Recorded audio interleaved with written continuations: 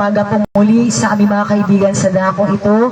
At tayo po muli ay nagkikita-kita upang tayo ay muli na makapakinig ng kanyang mga salita. Praise the Lord. Kami po muli ang kabahagi ng Pentecostal Missionary Church of Christ in the Fourth Watch na patuloy na magbabahagi ng salita ng ating Panginoon maging sa dakong ito. Kaya ang pangangaral ng Ebanghelyo, hindi lamang sa Pilipinas, maging sa global mission. Glory to God. At meron din po tayong pangangaral sa radio, sa telebisyon, sa Daisy 80 Prayer Power, and then yun po ay sa Facebook Live, sa Daisy 80 Prayer Power, sa Live Radio, Prayer Power. At ganoon din sa Fourth Watch Media, Prayer Power. Tuwing alas 2 ng hapon na linggo ay oras ng katotohanan. Glory to God. At ngayon din, meron din tayong bagong programa sa darating na August 17. Mga kaibigan, ito ay araw ng linggo, alas 7 hanggang alas 8 ng umaga. Oras ng katotohanan, yan po ay mapapanood natin sa Channel 5. So God be all the glory. Kaya mga kaibigan namin sa Panginoon, isang mabuting bagay na tayo muli ay nakapakinig na kanya mga salita. Ngunit, bago salita ng ating Panginoon, tayong naisaglit na mananalangin. Praise the Lord. Ama naming Diyos, banal at makapangyarihan sa lahat, kami nagpapasalamat sa oras na ito sapagkat narito muli ay yung biyaya at kahabagan na patuloy mo ibinibigay sa amin. Lalo tigit o Diyos, ang buhay at kalakasan. Aming dalangin, patuloy mong pagpalain ang bawat mga tupa mo sa dakong ito, ang aming mga kaibigan na handa lagi makinig at naway tulungan mo Diyos. Buksan mo ang mga mata ng aming mga puso, mga mata ng aming mga pananampalataya, upang higit namin maunawaan ang kalooban mo sa bawat isa sa amin.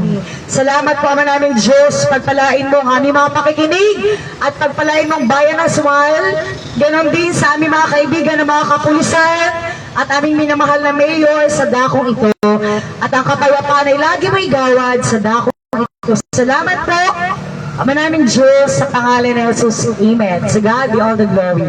Kaya mga kaibigan namin sa Panginoon, tayo nagpapasalamat sa Diyos sapagat muli tayo ay makapakinig ng kanyang mga salita. Sapagat ang salita ng Diyos, ito ay mahalaga. Glory to God. Ang salita ng ating Panginoon, bakit ito ay mahalaga? Sapagat ito mismo ay utos o batas ng ating Panginoon. Kaya kung papaano nga, mga kaibigan, ang bawat bansa, ang bawat bayan, kahit sabihin natin barangay, merong batas yan. Kaya mga kaibigan namin sa maging, higit sa lahat, mga kaibigan, ang Diyos ay merong batas. Ngayon, ano itong batas ng Diyos? O kautusan, ang isa sa kautusan ng ating Panginoon, ipapangaral ang kanyang mga salita sa lahat ng mga bansa. Pag sinasabing lahat ng mga bansa, yan ay sa lahat ng mga tao. Walang exempted. Praise the Lord. Purihin po ang pangalan ng ating Panginoon, kaya sabi ng kanyang mga salita sa Mark 16, verse 15 to 16. Ang sabi ng kanyang mga salita, at sinabi niya sa kanila, magsiyaon kayo sa buong sanglibutan at ipangaral ng Ebanghelyo sa lahat ng tinapal, sa lahat ng mga tao. Ang sumampalataya at mabautismuhan ay maliligtas. Datapat ang hindi sumampalataya ay parurusahan. Kaya mga kaibigan, ano daw itong pangaral? Ito ay batas ng Diyos.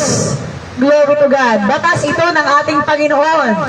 Kaya kung paano mahalaga ang batas ng tao, mga kaibigan, mahalaga ang batas ng bansa, bagi ang mga batas sa mga barangay, mga kaibigan, higit sa lahat, ang batas ng Diyos. Glory to God. Kaya mga kaibigan namin sa bakit inuutos ng Panginoon na kanyang mga salita na ipapaabot, ipaparating sa atin. Sapagat mga kaibigan, sabi sa Timothy, sa 2:4 na sabi, siyang may ibig na ang lahat ng tao ay makaalam ng katotohanan. Kaya ang katotohanan saan niya nakabatay? Sa John 17:17, walang iba kundi sa salita ng Diyos. Praise the Lord.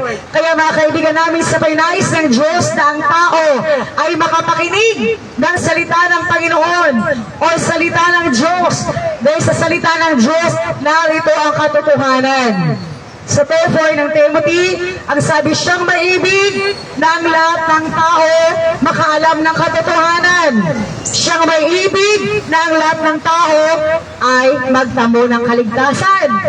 Mga kaibigan namin sa Panginoon, sa ating panahon, napakahalaga ang kaligtasan.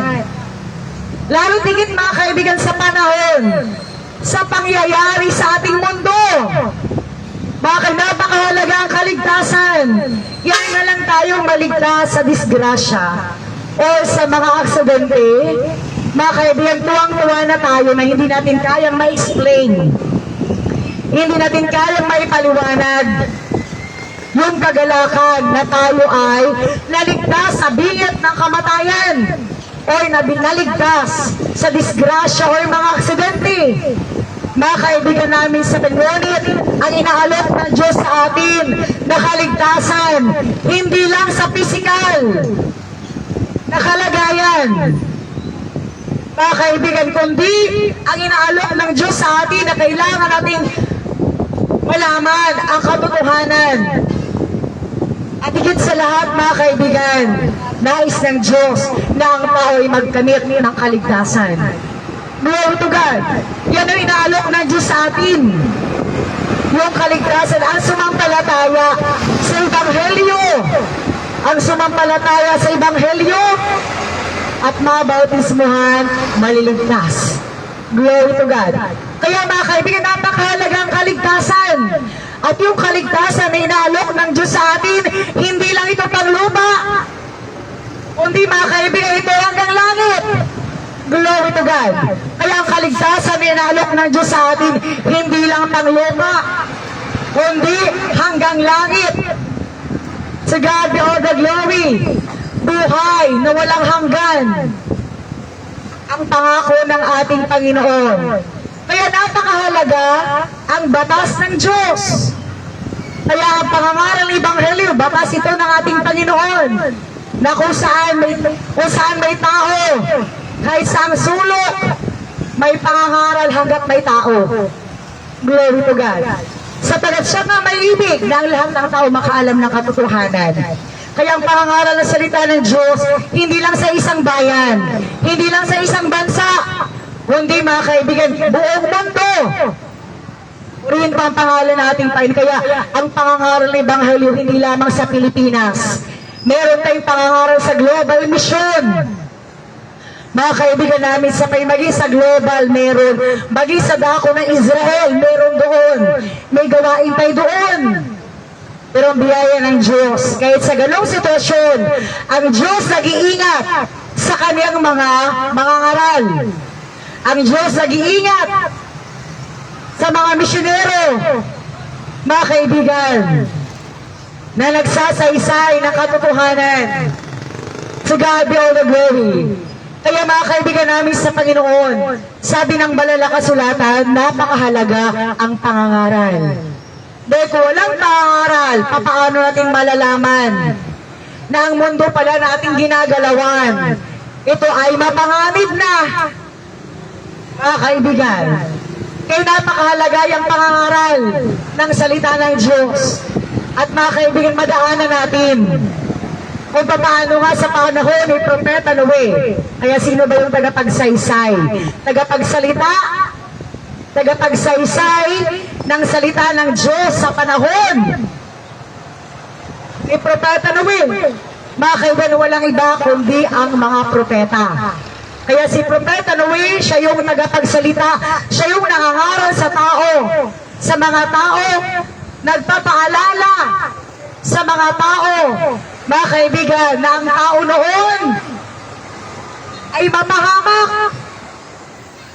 Kaya mga kaibigan, gumawa ng daong si Propeta Noe, ano yun, utos ng Diyos. Kaya mga kaibigan namin sa Panginoon, sabi ng banal na kasulatan, sa lumang tipan, ang tagapagsaysay ng salita ng Diyos sa buong mundo sa lahat ng mga tao, mga propeta. Sa bagong tipan, mga kaibigan, sa Romans 10:14, paano sila magsipangaral kung hindi sila mga sinugo? Sino itong mga sinugo ng Diyos? Sa lumang tipan, Luke 11:49, mga propeta. Sa bagong tipan, mga apostol. Sila yung tagapagsaysay.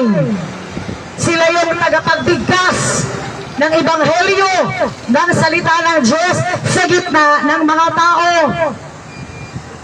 Purihin pa ang pangalan ng ating Panginoon. Glory to God. Kaya mga kaibigan namin sa pinapakahalagang pangangaral. At ang pangangaral ng ebanghelyo, ang tagamagdala, walang iba kundi ang mga sinugo ng Diyos. Mga apostol sa bagong tipan. So God be all the glory dahil papaano malalaman ng tao, mga kaibigan, ang katotohanan pag walang tagapagsaysay. Kaya ang tagapagsalita ng Diyos sa bagong tipan ang kaniyang mga sinugo.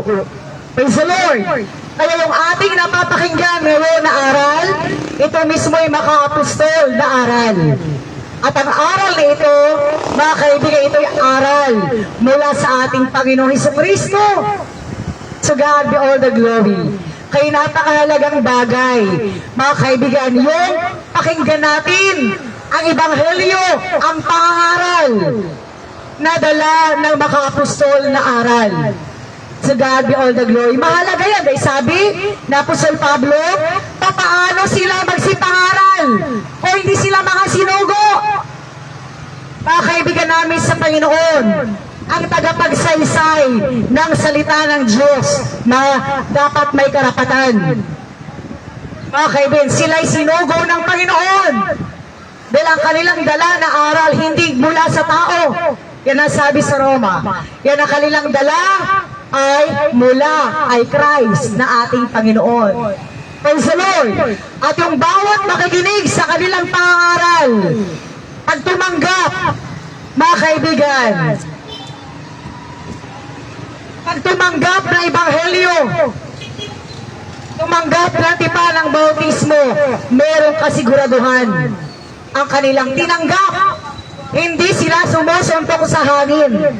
Bakit po? Sapagat yung aral na ating napapakinggan ay aral mula kay Christ na pinagtagubilin niya sa kanyang mga apostol.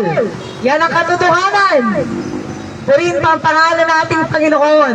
Glory to God. Kaya mga kaibigan namin sa Panginoon Diyos, may layunin sa dakong ito. May layunin siya sa atin kung bakit tayo nakapakinig ng kanyang mga salita.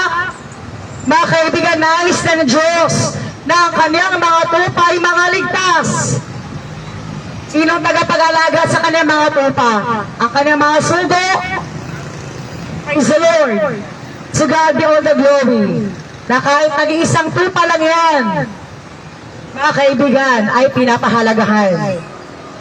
Mga kaibigan namin sa Panginoon, mahalaga tayo sa harapan ng Panginoon. To God be all the glory.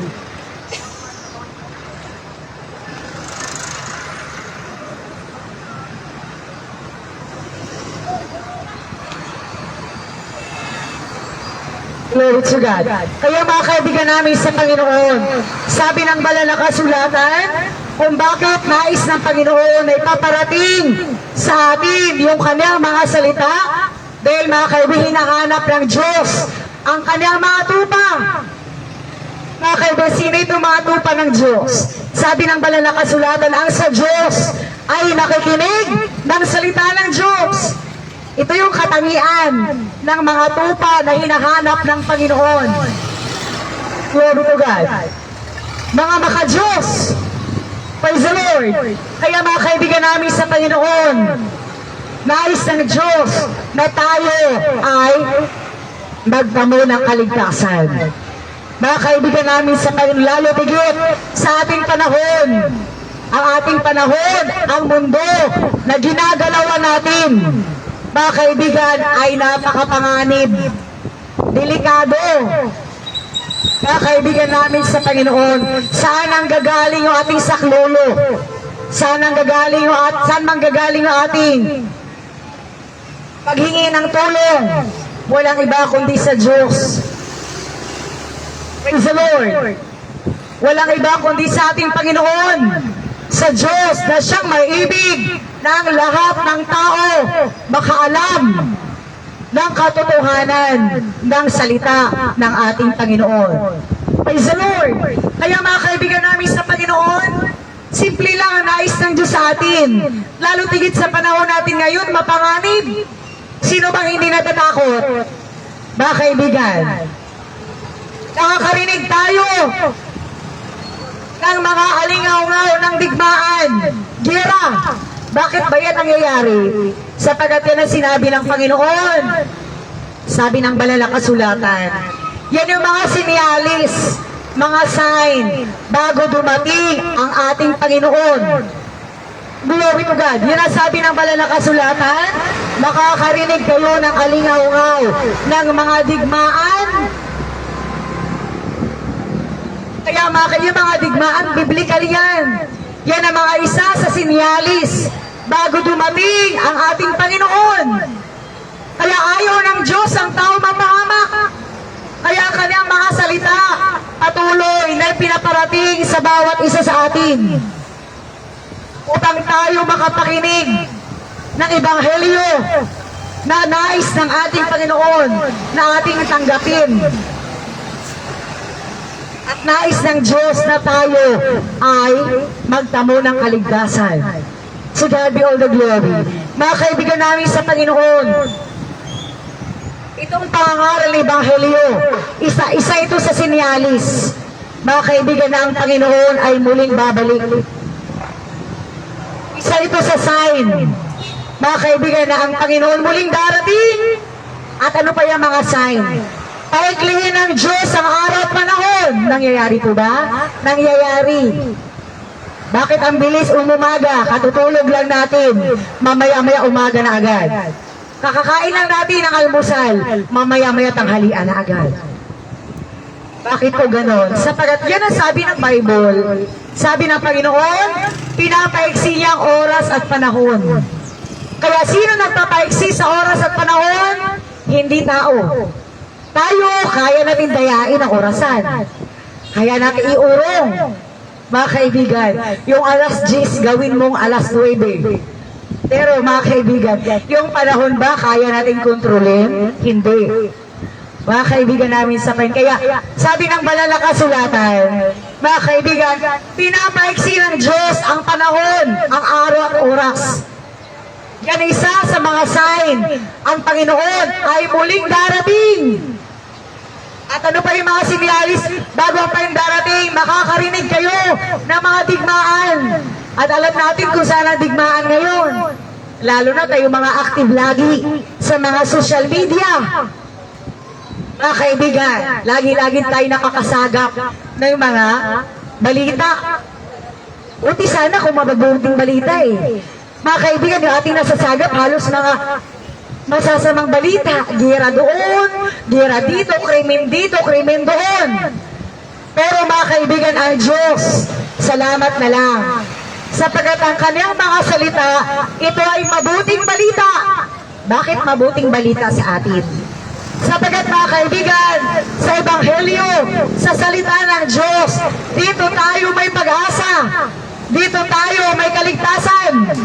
Ang mundo, walang pag-asa. Bakit walang pag-asa? Mga kaibigan, sabi ng Bible, ang mundo nakatalaga sa pagkapahamak. Ang mundo nakatalaga sa katapusan. Nakatalaga sa wakas. Anong pag-asa natin dito? Mga kaibigan namin sa Panginoon, salamat sa Diyos. Sapagat ang kanyang mga salita ay nagdadala sa atin ng pag-asa. Nagdadala sa atin. Ito yung mabuting balita na nais iparating ng Diyos sa atin. So God be all the glory. Kaya mga kaibigan namin sa Panginoon, nais ng Diyos na tayo makapakinig.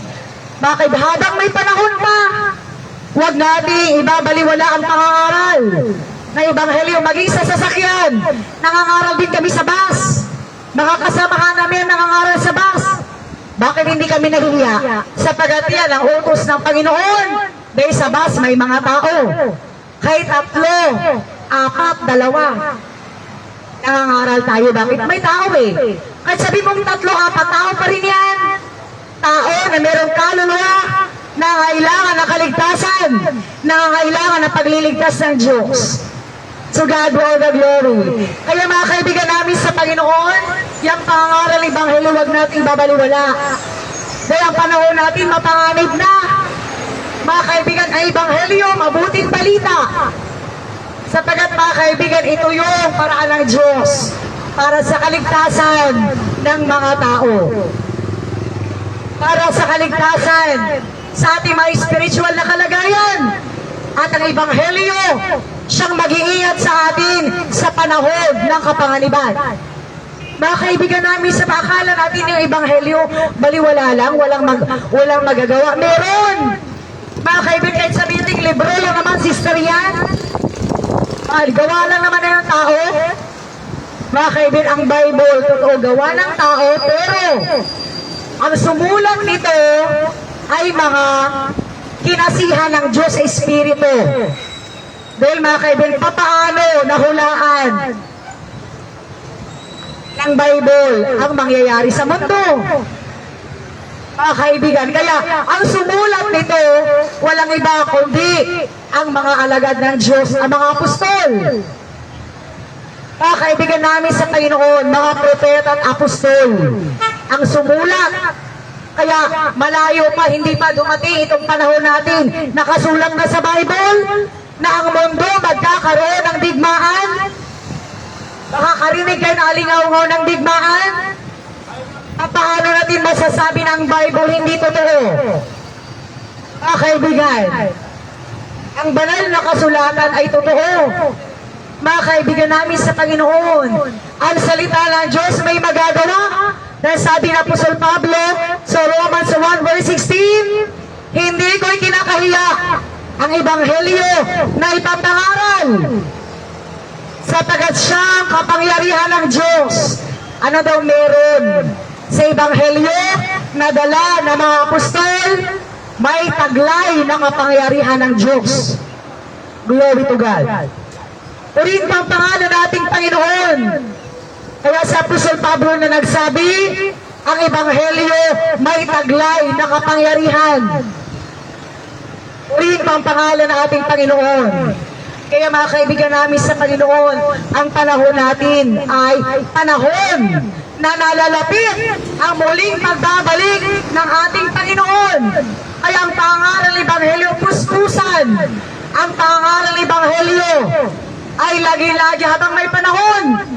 Sapagat mga kaibigan, darating ang panahon, ang pangangaral mawawala. Bakit po? May pangangaral ba sa panahon ng giyera? Wala nang pangangaral sa panahon na yan, mga kaibigan.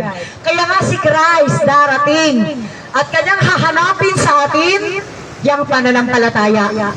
Sa Luke 18 verse 8, sabi ng banal na kasulatan, kaya nais ng Panginoon ang tao, makapakinig tayo, makasampalataya, magtamo ng kaligtasan, sapagkat yan ang hanapin ng Panginoon sa kanyang nalalapit na pagbabalik. Huwag nyo kaming tanungin ha kung anong araw.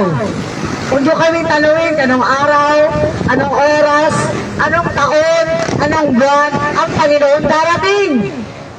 Dahil ang Bible, walang sinasabi ang Bible ang oras, araw, buwan at taon. Pag manghuhula tayo, darating ang Panginoon sa Nobyembre. Lumabag na tayo sa kautosan ng Diyos. Mga kaibigan, walang sinasabi ang Bible. Ngunit ang panahon natin, panahon na nalalapit ang kanyang muling pagbabalik. Bakit po? Sa mga nangyayari sa sanlibutan na ito'y mga tanda. Ano pa yung mga tanda? Mga kaibigan, ang Panginoon, bago sa kanyang pagparito, ang panahon mapanganib. Sa Timothy verse 3:1, mga kaibigan, darating ang panahong mapanganib. Ang tao, maibigin sa masama kaysa maibigin sa Diyos. Totoo ba? Totoo. Kaya binanggit nga ng Bible, ang tao mababangis. Diba yung bangis? Ginagamit lang yan sa hayop eh. Ginagamit lang yan sa mga hayop, lalo na sa mga wild animals. Pero bakit ginagamit sa ating panahon sa tao? Dahil ang tao, sabi ng Bible, sa 2 Timothy, mga kaibigan, ang tao ay mababangis. Ito yung huling panahon na sinasabi ng Bible. Dahil kung ang tao hindi mabangis, bakit nga ba mabangis ang tao sa ating panahon? Dahil mga kaibigan, nawala na kasi. Nawala na ang pag-ibig ng tao sa Diyos. Yan ang katotohanan. Dahil kung ang pag-ibig ng tao sa Diyos nananatili, ang tao takot gumawa ng masama. Ang tao takot gumawa ng masama sa kanyang kapwa. Pero dahil nga sabi ng Bible, sa huling panahon, ang pag-ibig ng tao sa Diyos ay lumamig. Dahil sa katampalasanan, dahil sa kasalanan, sa kasamaan. Mga kaibigan, na nangyayari. Kaya mga kaibigan namin sa Panginoon, itong pangangaral ng Ebanghelyo, para nito ng Diyos, para yung ating pag-ibig sa Panginoon ay maibalik. Glory to God. Nais ng Diyos ang tao, ang pag-ibig ng Diyos. Mga kaibigan, ay may panumbalik yung pag-ibig ng tao sa Diyos. Purihin ang pangalan nating Panginoon. Glory to God. Kaya mga kaibigan, itong pangangaral, napakahalaga. Dahil dito may taglay na kapangyarihan ng ating Panginoon. To God be all the glory. Kaya mga kaibigan namin sa Panginoon, huwag nating sayangin ang panahon habang may panahon pa. Dahil hindi natin alam ang mangyayari bukas o sa kinabukasan pa. Hindi natin alam ang mangyayari sa mundo. Mga kaibigan namin sa Panginoon, habang may panahon pa, samantalahin ang panahon kung paano kami mga mangangaral, mga misyonero, mga kaibigan, ay sinasamantalang panahon habang may panahon tayo na abutan ng pangangaral. Mga kaibigan, huwag nating sayangin ang panahon. Dahil ang panahon natin ay mapanganib. Masama ang galaw ng sanlibutan. Mga kaibigan namin sa ang salita ng Diyos, ito yung mag-aakay sa atin sa kaligtasan. Simple lang nais ng Panginoon sa atin. Sampalatayanan natin siya bilang ating tagapagligtas. Sampalatayanan natin ang ating Panginoon, ang kanyang mga salita. Tanggapin natin siya na ating tagapagligtas at tayo ay magsisi at tanggapin natin na tayo mismo'y magpahugas sa ating mga kasalanan. Bakit kailangan nating mahugasan sa kasalanan? Sapagkat ang tao, mga kaibigan, ay likas na makasalanan. Wala makapagsabi sa ating sister, ako perfecto akong tao eh. Wala makapagsabi sa atin. Dahil sabi ng Bible, lahat ng tao nagkasala. Walang matuwid kahit isa sa harapan ng Panginoon. Kaya mga kaibigan namin sa pinais ng Diyos na ang tao ay magtamo ng kaligtasan sa pamagitan ng Ebanghelyo na ating napapakinggan, na Ebanghelyong ito, Ebanghelyo na dala ng makaapostol na aral. Ano pa ba yung makaapostol na aral? Mga kaibigan, ang makaapostol na aral, nagsasaysay. Sabi na Apostol Pablo, sila'y mga guro ng katotohanan. Nagsasaysay ng katotohanan. Purihin ang pangalan nating Panginoon. Ano yung katotohanan? Mga kaibigan, na kailangan malaman ng tao na ang mundo na ginagalawan natin, ito mismo ay nakatalaga sa kapahamakan. Mga kaibigan, ang mundo kailangan maabutan ng pangangaral. Praise the Lord. Ano pa yung makaapostol na aral? Mga kaibigan namin sa Panginoon, ang tao, merong kaluluwa na nangangailangan ng kaligtasan. 1 Thessalonians 5:23. Isa yan sa katuruan na makaapostol na aral. Yan mismo ay aral mula kay Christ, ang kanilang dala. Purihin pang pangalan nating Panginoon. Ano pa yung makapustol na aral? Si Christ, muling darating. Si Christ ay nagkatawang tao. Ang Kristo ay nagkatawang tao. Mga kaibigan, upang matubos ang ating mga kasalanan. At mga kaibigan, siya'y muling babalik, hindi gaya ng tao. Dahil mga kaibigan, nung siya'y nagkatawang tao, talagang nandun lahat ang kahirapan. Kung ay naramdaman natin bilang tao, ganun din siya. Ngunit sabi ng banal na kasulatan sa Tito sa 2:13, mga kaibigan, si Christ ay muling darating, taglay niya ang kanyang kaluwalhatian ng kanyang pagka-Diyos. Yan ay isa sa makapustol na aral. Ang Kristo ay nagkatawang tao. Uriin pa ang pangalan nating Panginoon. Kaya mga kaibigan namin sa Panginoon, huwag nating sayangin ang panahon. Habang may pagkakataon tayo, bigyan natin ng kahalagahan ang salita ng Diyos. To God be all the glory. Ama namin Diyos, banal at makapangyarihan sa lahat, kami nagpapasalamat sa oras na ito sapagat ikaw ang Diyos na patuloy na hahabag sa amin. At ang iyong mga tupa sa dako ito ay patuloy mong pinapaabot. Ay iyong mga salita, di ikaw may sabi na kung saan may papangaral iyong mga salita, nariyan ay iyong mga tupa na handang makinig sa tinig ng pangaral na iyong mga salita. At aming dalangin naman namin Diyos, patuloy kang gumawang makapangyarihan. Dakila ka ma, magpagaling ka sa may mga karamdaman. At ganoon din o Diyos, sa aming mga kaibigan na may mga kahilingan, na ikaw wala nakakaalam. Ama namin Diyos, lingapin mo po sila at kanilang mapagtataguyod sa misyon, ang kanilang pagbibigay na kanilang mga kaloob, pagtulong sa iyong misyon, ang pangaral ng mga salita ay yung lilingapin.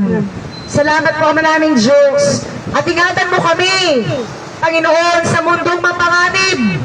Ilayo mo kami sa mga kapahamakan. At ganoon din naman namin Diyos, ay yung mga anak sa kanilang mga pamamasada, mapabas man yan, mapa-jeepney man o mapa-tricycle man, panuuri mang sasakyan. Sila may mga nagbibiyahe, papunta rito po sila yung mamalengke, ikaw siya mag-iingat sa bawat isa kanila, sa kanilang mga pag-uwi, sa kanilang mga tahanan. Ganon din sa pamamasada na yung mga anak, sa iyong mga tupa sa dakong ito, ay lagi mo sila ingatan at gabayan. Salamat po Ama naming Diyos, magpatutuo ka sa kanila na kanilang pagtulong sa iyong misyon ay hindi baliwala sa iyong harapan, kundi ikaw nangako na ikaw ang magbalik ng biyayang masagana sa kanila. Salamat po Ama sa pangalan ni Jesus. Amen.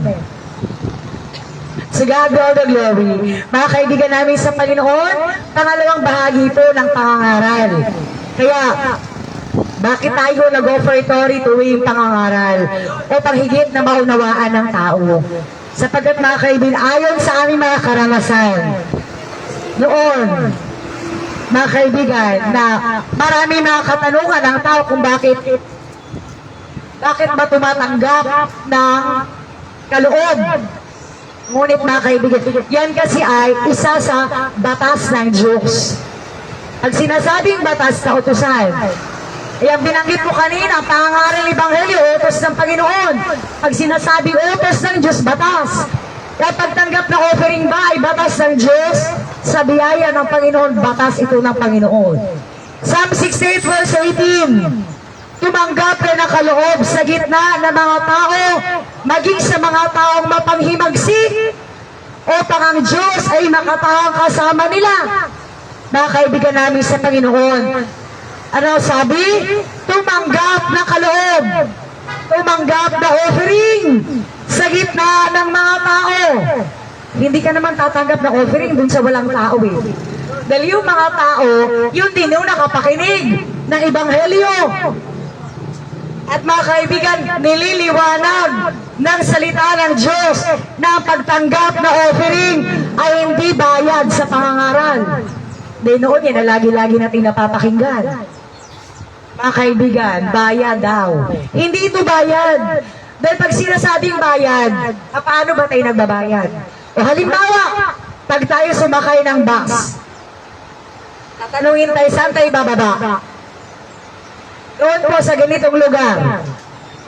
Kaya doon mismo sa lugar na yun, ayon sa pamasahe kung magkano, yun ang sinisingil sa atin. Di po ba?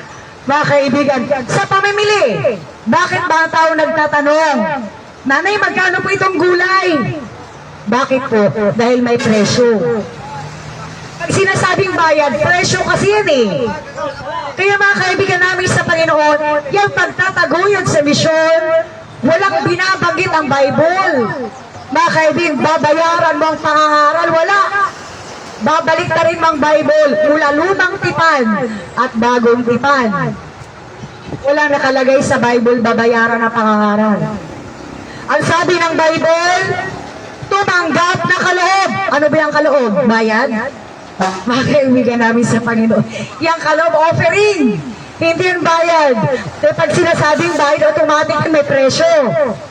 Mga kaibigan namin sa Panginoon. Kaya sabi ng banal na kasulatan, tumanggap ka ng kaloob sa gitna ng mga tao. Maging sa mga tao mapanghimagsik. Sister, doon lang yan sa loob ng simbahan. Hindi po yan pwede dito sa palengke, dito sa in public. Sabi ng Bible, maliwanag sa ating binasa Psalm 68 verse 18, tumanggap na kaloob sa gitna ng mga tao, maging sa mga taong mapanghimagsik.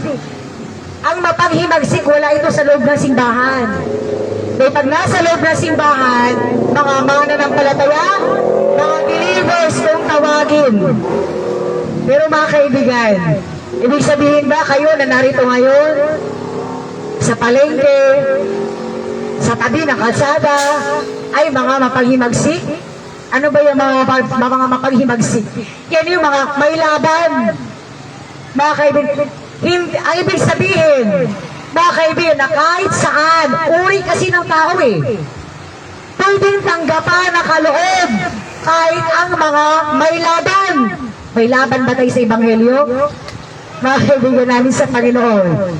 Kay biyaya ng Diyos, kayo na mga nagtataguyod sa Ebanghelyo, tandayan na tayo ay mga maka-Diyos. Praise the Lord! To God be all the glory. Hindi tayo mapanghimagsik, pero sabi ng Panginoon, bakit kailangan tumanggap? Makaloob maging sa mga mapanghimagsik.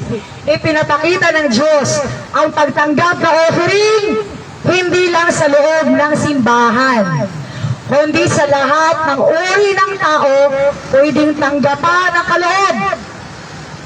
Bakit? Sa anong kadahilanan? Sabi sa ating binasa, ituloy natin. Psalm 68 verse 18, tumanggap ka ng kaloob sa gitna ng mga tao. Kaya sabi ng banal na kasulatan, maging sa mga mapanghimagsik, upang ang Diyos ay makatahang kasama nila. Anong pangako ng Panginoon? Ay ikaw ay nagbibigay, tumutulong sa misyon, sa gawain ng Panginoon. Mga kaibigan namin sa Panginoon, sasamahan ka ng Panginoon sa gitna na mapanganib na mundo. Iingatan ka ng Diyos. Akala natin pagbibigay baliwala sa Diyos yan. Mga kaibigan, yung pagbibigay natin, may punto sa Diyos yan. Binabanal ng Panginoon ay yung mga love offering. Kaya sabi, sasamahan ka ng Diyos. Saan ka sasamahan? Maaring sa iyong pamamasada, hindi biro maging driver. Mga kaibigan, hindi biro maging mamasada. Dahil mga kaibigan, kung papaano may panganib sa himpapawid. Lalo tigit sa lupa. Ang mga sasakyan sa lupa, nagsasalubong. Kaya sasaan kasamahan ng Panginoon sa iyong pamamasada, iingatan ka ng Diyos. Glory to God. Iingatan ka ng Panginoon sa iyong paghanap buhay. Sasamahan ng Diyos sa iyong paghanap buhay. Sasamahan ng Diyos sa iyong pag-aaral kung ikaw'y nag-aaral. Bibigyan ka ng Diyos ng karunungan. Alakasan higit sa lahat. At mga kaibigan, higit sa lahat, ang pag-iigat ng Panginoon sa ating mga buhay. To God be all the glory. Kaya mga kaibigan namin sa Panginoon, ay yung pagtulong sa misyon, yan ay batas o utos ng Panginoon na kailangan nating tuparin. Pero, mga kaibigan, yung pagtulong sa misyon, hindi po yan sa pilitan. Hindi yan sa pilitan. Sa nais lang na tumulong sa gawain ng ating Panginoon. Glory to God. Kaya mga kaibigan namin, sa anong pangako ng Diyos? Pag ang tao tumutulong sa misyon, sabi ng banal na kasulatan, ang Diyos ay siyang magbabalik ng biyayang masagana. Ang Diyos ang nangako, hindi siya liko, nalilimutin ay yung pagbibigay. Dahil ang Diyos tapat sa kanyang pangako. To God be the glory. Kaya mga kaibigan namin sa Panginoon, praise the Lord. Kaya sabi ng banal na kasulatan, mga kaibigan, ang Diyos may pangako sa iyong mga pagbibigay, sa iyong pagtulong sa misyon. Kaya wag natin isipin na ito ay bayad sa pangangaral, dahil hindi ito sa pilitan. Ano sinasabi namin sa tao? Brother, makabahagi po kayo sa misyon. Sister, makabahagi po kayo sa gawain ng Panginoon. Wala kami sinasabi, sister, pahingi nga. Sister, palimos nga. Walang ganun. Dahil pag sinasabing palimos, yan ay para sa sarili namin. Pero pag sinasabing offering, yan ay love offering ng tao sa pagtataguyod sa misyon. Mga kaibigan namin sa Panginoon, bayad sa amin. Kaya bakit lagi-lagi ko yan sinasabi? Inuunahan ko lang sila, mga kaibigan namin sa Panginoon, para magsalubong man kami, naunahan ko na siya eh. Kaya mga kaibigan namin sa hindi bayad ito sa pangangaral, at hindi rin to sa amin. Hindi rin ito sahod namin, mga kaibigan namin sa Panginoon. Dahil kung ito'y para sa pangangailangan namin araw-araw, sa laki ng kulang. Di ba ang mahal ng bigas ngayon? Mga kaibigan, kung yan sa aming pangangailangan araw-araw, kulang pa pabili ng bigas. Pero dahil sa gawain ng Diyos, mga kaibigan, nagre-reklamo ba kami sa binibigay ng tao? Hindi. Dahil mga kaibigan, yan ay bukal sa puso niyang makayanan para sa gawain ng Panginoon. At ang Diyos na ako, siya magbabalik na higit pa doon sa kanya ibinibigay. Sa God be the glory. Kaya mga kaibigan namin, sa paulitin ko, hindi ito sa pilitan. Yan ay bukal sa puso natin. Sa pagtulong sa misyon. At mga kaibigan, yung ating programa, meron tayong programa sa radio, sa telebisyon. Ulitin ko lang, yung aking binanggit kanina. Meron tayong programa sa Days 80 Prayer Power. Yan po ay sa radio, pero meron tayo sa Facebook Live. Hanapin nila po sa yung mga Facebook, yung DJ80 Prayer Power at Live Radio Prayer Power. Sa Fort Watch Media, Prayer Power, yan po araw-araw po yan, tuwing umaga. Pwede po kayo magpadala ng mga prayer request, pwede nyo pong hanapin sa yung mga Facebook, baka yung Fort Watch Media. At mayroon po tayong programa, Oras ng Katotohanan, mga kaibigan sa Fort Watch Media Prayer Power, tuwing linggo ng hapon, alas 2 ng hapon. Oras ng Katotohanan klase. At ngayon, meron din po tayong good news. Mga kaibigan, ang pangaral ng Ebanghelyo ay mapapanood na rin natin sa Channel 5. Sa TV5, ngayong August 17. Linggo po yan na umaga, alas 7 hanggang alas 8. Praise the Lord. Kaya mga kaibigan namin sa Panginoon, ang Diyos ang patuloy na magpapala at mag-iingat at magbalik ng masaganang pagpapala sa bawat isa sa inyo. Magandang umaga po sa ating lahat. To God be all the glory. Pagpalain po kayo ng ating Panginoon. Kami po muli ang kabahagi ng Pentecostal Missionary Church of Christ in the Fort Watch. Ito pa ay global mission. Hindi lang sa Pilipinas may pangaral na makapostol na aral maging sa iba't ibang dako ng bansa. To God be all the glory.